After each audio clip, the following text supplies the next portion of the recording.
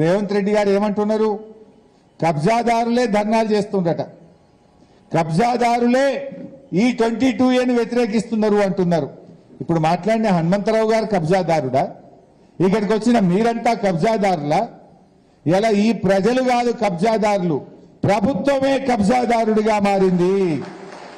ప్రజల ఆస్తిని రాత్రికి రాత్రి నిషేధిత జాబితాలో పెట్టి ఈ ప్రభుత్వం కబ్జాదారుడిగా మారింది తప్ప రేవంత్ రెడ్డి గారు ఇక్కడికి వచ్చినటువంటి ప్రజలు కబ్జాదారులు కాదు.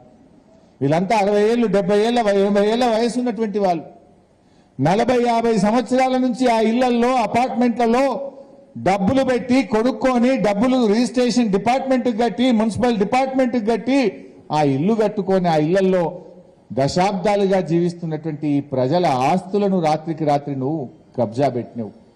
ఈ ప్రజలు కాదు కబ్జాదారులు, నువ్వే కబ్జాదారుడిగా మారినవు. ప్రభుత్వ భూములు అమ్మవర్తివి, అసైన్డ్ భూములు లాక్కోవర్తివి, ప్రజల పట్టా భూములను నిషేధిత జాబితాలో పెట్టి ఇవాళ ప్రజల్ని కూడా ఆగం చేస్తా ఉన్నావు.